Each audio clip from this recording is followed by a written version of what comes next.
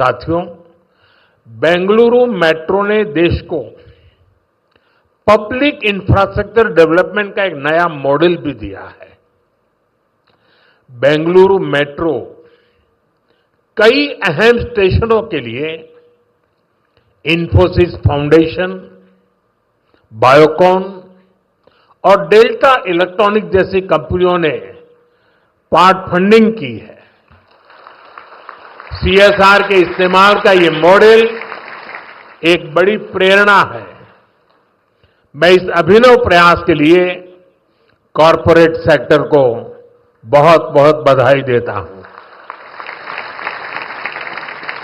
साथियों, आज भारत दुनिया की फास्टेस्ट ग्रोइंग मेजर इकोनॉमी है। पिछले 11 इयर्स में हमारी इकोनॉमी 10वें नंबर से टॉप 5 में पहुंच गई। हम बहुत तेजी से टॉप 3 इकोनॉमी बनने की ओर आगे बढ़ रहे हैं। ये स्पीड हमें कैसे मिली है? ये स्पीड हमें रिफॉर्म, परफॉर्म, ट्रांसफॉर्म की स्पिरिट से मिली है। ये स्पीड हमें साफ नीयत और ईमानदार प्रयासों से मिली है। आप याद करिए, 2014 में मेट्रो सिर्फ 5 शहरों तक सीमित थी, 5 सिटीज। अब 24 सिटीज में 1000 किलोमीटर से ज्यादा मेट्रो नेटवर्क है। भारत अब दुनिया का तीसरा सबसे बड़ा मेट्रो नेटवर्क वाला देश बन गया है। 2014 से पहले लगभग 20,000 किलोमीटर रेल रूट का इलेक्ट्रिफिकेशन हुआ था। यानी देश आजाद होने से 2014 तक हमने पिछले 11 इयर्स में ही 40,000 किलोमीटर से अधिक रेल रूट पर इलेक्ट्रिफिकेशन किया है।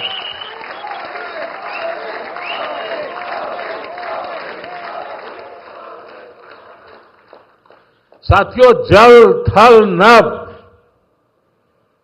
कुछ भी अछूता नहीं रखा है।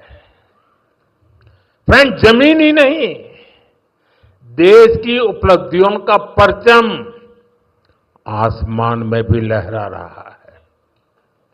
2014 तक भारत में सिर्फ 74 एयरपोर्ट थे। अब इनकी संख्या बढ़कर 160 से ज्यादा हो गई है।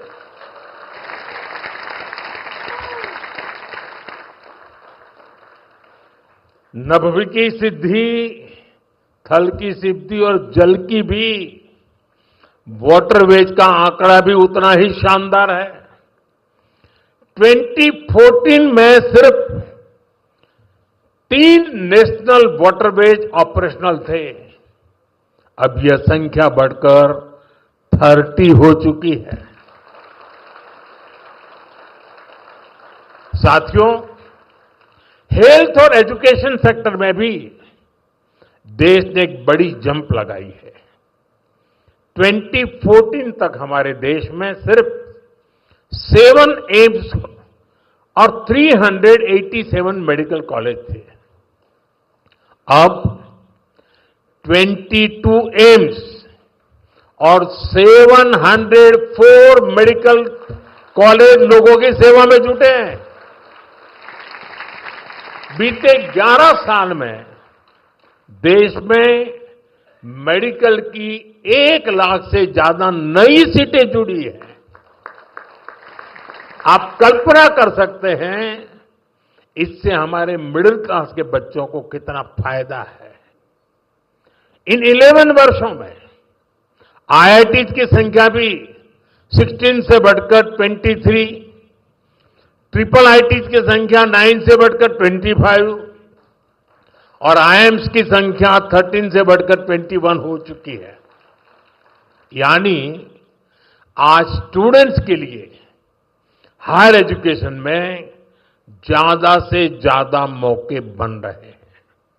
साथियों, आज देश जिस गति से आगे बढ़ रहा है, उसी गति से गरीब और वंचित का जीवन भी बदल रहा है।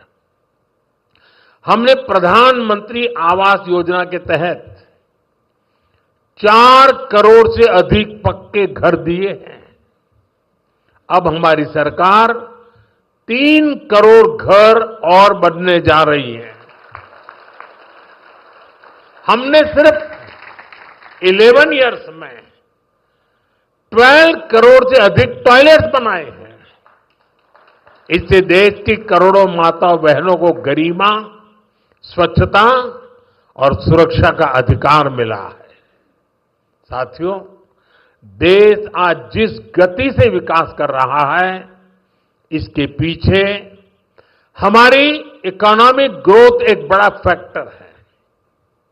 आप देखिए, 2014 से पहले भारत का टोटल एक्सपोर्ट $468 बिलियन तक पहुंचा था। आज ये $824 बिलियन हो गया है। पहले हम मोबाइल इंपोर्ट करते थे, वहीं अब हम मोबाइल हैंडसेट के टॉप 5 एक्सपोर्टर बन गए हैं।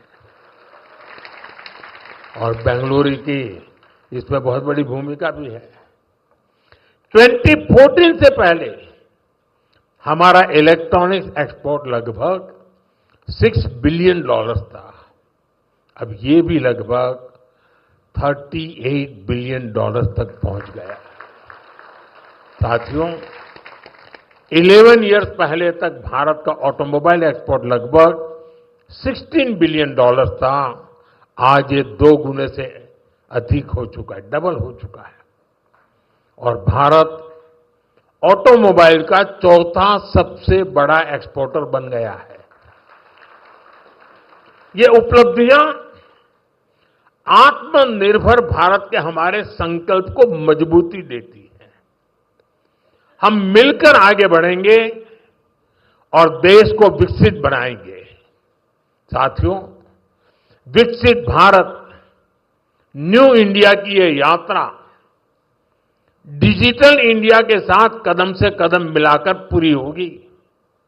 आज हम देख रहे हैं, इंडिया एआई मिशन जैसी योजनाओं से भारत ग्लोबल एआई लीडरशिप की दिशा में आगे बढ़ रहा है। सेमीकंडक्टर मिशन भी अब स्पीड पकड़ रहा है। भारत को जल्द ही मेड इन इंडिया चिप मिलने जा रही है। आज Bharat low cost, hi tech space mission का ग्लोबल उदाहरण बन गया है। यानी फ्यूचरिस्टिक टेक्नोलॉजी से जुड़ी जो भी संभावनाएं हैं, भारत उन सब में आगे बढ़ रहा है। और भारत के इस एडवांसमेंट की सबसे खास बात है एम्पावरमेंट ऑफ पुअर। आप देखिए, आज देश में डिजिटाइजेशन का दायरा गांव-गांव तक पहुंच चुका है। यूपीआई के जरिए दुनिया का 50% से ज्यादा रियल टाइम ट्रांजैक्शन भारत में हो रहा है।